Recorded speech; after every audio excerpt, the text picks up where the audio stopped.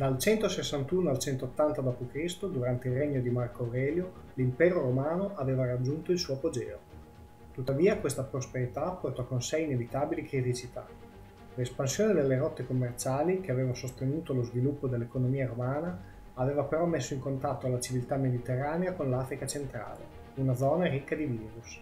Nel 165 d.C. si diffuse infatti in tutto l'impero la cosiddetta peste antonina, probabilmente vaiolo, che funestò i domini romani per molti anni, arrivando ad uccidere circa il 7% della popolazione, specialmente in quei luoghi in cui le persone erano più propense a ritrovarsi in gruppi come le città e gli accampamenti.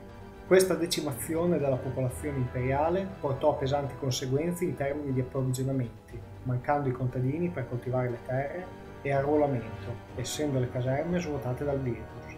Le minori entrate fiscali dovute alla crisi portarono ad una svalutazione monetaria e i prezzi del grano aumentarono. Tuttavia alla dinastia degli Antonini succedette quella dei Severi, che seppe comunque mantenere l'ordine alle frontiere ed amministrare l'impero fino al 235, quando l'ultimo imperatore della dinastia dei Severi fu ucciso dai militari, mentre l'esercito si apprestava a combattere sul Reno e gli Alamanni. L'esercito a questo punto elesse un noto generale, Massimino il Trace, come imperatore. L'evento fu di grande importanza, poiché Massimino era il primo imperatore non appartenente all'ordine senatorio, nonché nato senza cittadinanza romana. La sua elezione segnò l'inizio del periodo chiamato della anarchia militare, che durerà simbolicamente fino al 284, anno in cui prese il potere Diocleziano. In questi 50 anni l'impero sarà più volte sull'orlo del dissolvimento, e le antiche istituzioni non sapranno stabilire un ordine interno stabile e duraturo. Massimino fu ucciso dai suoi soldati nel 238 e furono eletti in successione alla porpora imperiale Gordiano I, Gordiano II, Pupieno e Balbino, Gordiano III ed infine Filippo l'Arabo nel 244, che celebrò la festa dei 1000 anni di storia di Roma nel 248 d.C.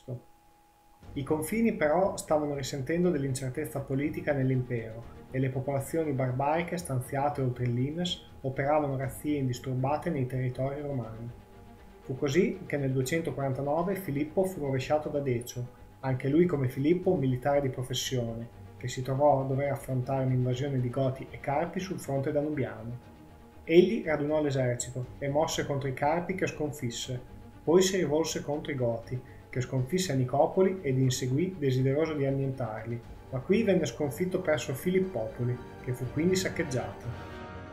Decio non si perse d'animo e, radunate le truppe disponibili, nel 251 ottenne una nuova vittoria sui Goti, che accettarono di ritirarsi dal territorio romano. L'imperatore però era deciso a farla finita con questo popolo e ingaggiò battaglia lo stesso anno nei pressi di Abricus, in Bulgaria. I Goti potevano schierare un esercito di circa 70.000 guerrieri. Molti di essi disponevano delle armi romane recuperate dalle vittorie contro gli eserciti imperiali e dal saccheggio di Filippopoli. I dati sull'esercito romano non sono certi, ma probabilmente poteva schierare un numero simile di uomini. Re Cniva era l'esperto comandante che guidava i Goti e dispose il suo esercito su 3 file ben distanziate le une dalle altre. L'ultima delle file era schierata in una zona paludosa in cui vi era difficoltà di manovra.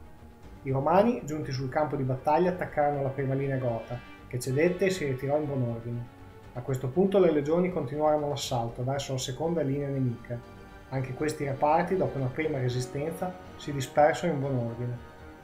I militari romani a questo punto constatarono la presenza della terza linea gota, a poca distanza, e considerando irrotto il resto dell'esercito nemico, decisero l'assalto di quest'ultima resistenza, dove probabilmente era custodito anche il bottino dei saccheggi dei barbari. L'esercito romano però cadde in una trappola, poiché addentrandosi nella palude la sua capacità di manovra si ridusse e Cniva poté richiamare i reparti goti che si erano allontanati dalla battaglia per accerchiare i romani e massacrarli. Fu un'ecatombe per l'impero, che perse completamente un suo esercito e il suo imperatore. Decio fu infatti il primo imperatore a cadere in battaglia. Lo Stato si trovava ora senza un imperatore, con l'esercito provato da una grave sconfitta, e a peggiorare la situazione, dal 251 al 270 si diffuse nell'impero un altro ospite sgradito dall'Africa, un virus del ceppo dell'Ebola, particolarmente aggressivo. La pandemia che ne scaturì ebbe effetti molto simili in termini di vite umane e dissesto sociale della precedente peste antonina. Gallo fu scelto alla morte di Decio come imperatore e concluse una pace poco favorevole coi Goti, ma poco dopo, nel 253, il potere fu preso da Valeriano, un membro del Senato che divise il potere col figlio Gallieno. Il primo si arrogò il controllo dell'Oriente, mentre il secondo fu assegnato all'Occidente. L'impero finalmente sembrava aver trovato la stabilità dinastica che gli mancava dalla morte di Alessandro Severo, ma i suoi confini erano costantemente minacciati.